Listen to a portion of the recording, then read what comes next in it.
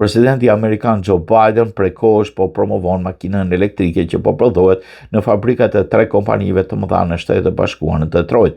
Fabrika që kanë kaluar vështirësi të mëdha dhe që ndikojnë në papunësinë galopante dhe trazirat sociale dhe ekonomike. Në një plan gjigant investimesh për $1.3 trilion, Biden ka planifikuar edhe mbështetje për klimën, ku gjithashtu ka vendosur çështjen e makinave elektrike.